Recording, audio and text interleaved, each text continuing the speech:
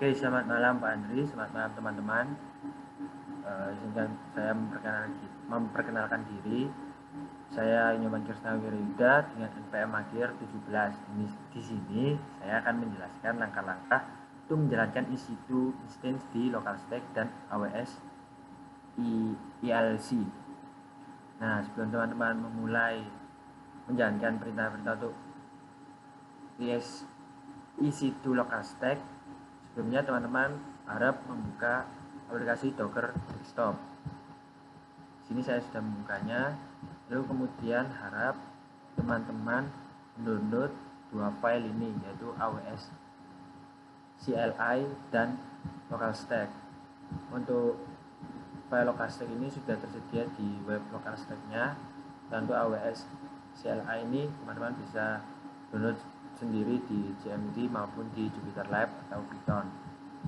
Nah, untuk langkah ketiga yaitu karena saya menggunakan PowerShell, maka saya akan membuka PowerShell, dan bila teman-teman lebih prefer ke JMD juga bisa menggunakan JMD. Nah, untuk langkah awal menjalankan local stack ini, teman-teman bisa dengan memulai local stack tersebut.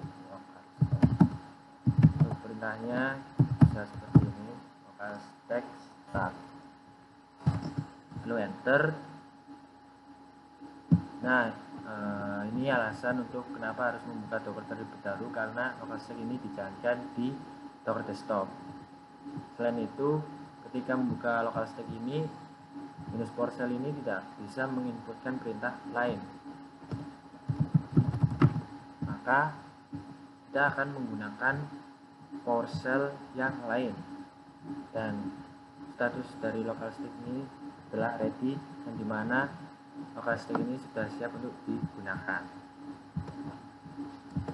Kita buka PowerShell yang baru.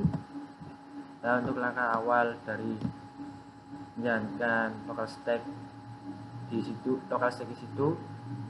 kita konfigurasi AWS terlebih dahulu dengan perintah AWS configure, enter.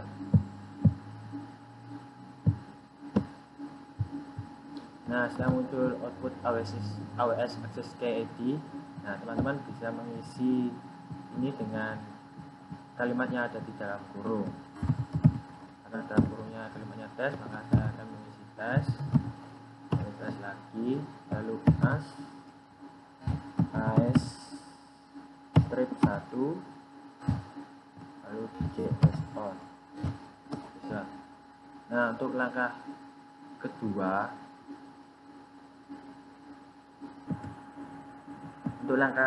yang kedua teman-teman bisa membuat VPC terlebih dahulu. Nah, sebenarnya apa sih fungsi dari VPC ini?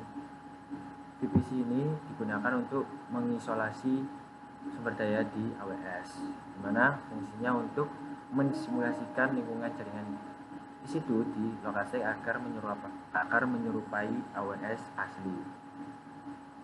Untuk perintahnya seperti ini. Nah, ini ada perintah create VPC di localhost 4566. Lalu kita bisa tinggal enter.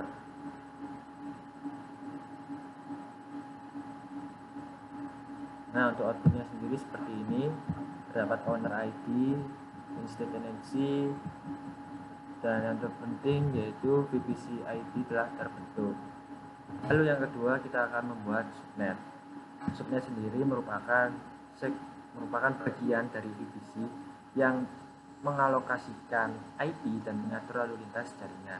Fungsinya sendiri dari subnet yaitu untuk menentukan lokasi instance EC2 dalam jaringan virtual local stack. Untuk perintahnya, teman-teman bisa membuat seperti ini. Masih sama menggunakan localhost 4566. Nah, untuk perintahnya kita bisa ganti create subnet. Lalu untuk VPC ID-nya kita telah buat dengan perintah yang di atas. Kita hapus di perintah ini, kita sesuaikan dengan perintah dari VPC ID yang kita buat di atas, lalu enter. Nah, hasil outputnya akan menjadi seperti ini. Nah, ini akan penting untuk subnet ID ini. Subnet ID telah terbentuk. Untuk langkah ketiga yaitu kita akan membuat security group. Security group sendiri merupakan firewall virtual untuk mengontrol lintas masuk dan keluar dari instance EC2. Fungsi dari security group sendiri yaitu untuk menetapkan aturan akses ke EC2 di dalam local stack. Untuk perintahnya sendiri untuk membuat atau meng-create security group yaitu dengan melakukan perintah seperti ini.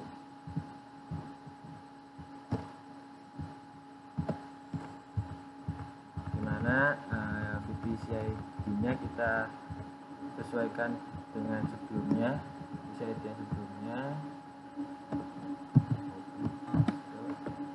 dan untuk perintahnya masih di localhost 4566, dan ini perintahnya kita akan di create security group. Dan untuk group name ini kita bisa sesuaikan seperti yang kita mau. Saya ganti security group AWF, dan untuk description-nya kita samakan dengan group name-nya yaitu security group AWS. Lalu kita tinggal enter. Nah, untuk outputnya sendiri akan terdapat group ID, text, dan security group alt. Nah, yang terpenting yaitu group ID-nya.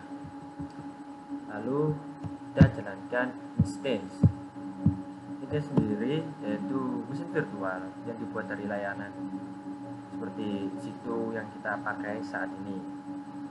Fungsi dari instance yaitu untuk menjalankan aplikasi, server, atau proses lain dalam lingkungan yang dapat dikonfigurasi sesuai kebutuhan yang kita gunakan. Lalu untuk perintahnya sendiri yaitu perintah dari merun atau menjalankan instance. Nah, seperti ini.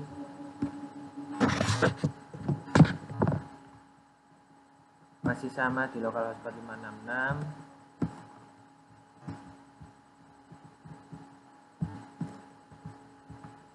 Kita bisa ganti security groups ID, dimana kita sudah dapat dari hasil output sebelumnya yaitu ini. Kita ganti. Untuk subnetnya juga kita ganti dengan subnet yang telah kita dapatkan dari output ini. Ini merupakan subnet ID, maka kita ambil ID-nya, paste. Nah, kan di perintah ini ada perintah untuk menjalankan instance, di situ untuk menjalankan instance. Lalu ada image ID yaitu AMI 1234568/121 bertipe T2 micro. Nah, kita tinggal enter saja. Nah, kan outputnya akan menjadi seperti ini. Karena ini ada more, tulisan more, kita tinggal enter sampai dasar atau sampai output keseluruhannya tertampilkan. Nah, karena ini output keseluruhannya sudah tertampilkan, kita tinggal cari yang virtualization type. Nah, karena ini statusnya masih pending, teman-teman bisa menunggu sebentar karena ini lagi sedang proses untuk menjalankan instance-nya. Oke, kita coba saja. Nah, ini masih di localhost 4566. Untuk kan ini kita tinggal memanggil output instance yang di atas karena masih pending, karena lagi sedang dijalankan. Nah, kita coba panggil lagi untuk melihat statusnya menggunakan describe. Ya, enter lagi, ada output keseluruhannya muncul. Oke.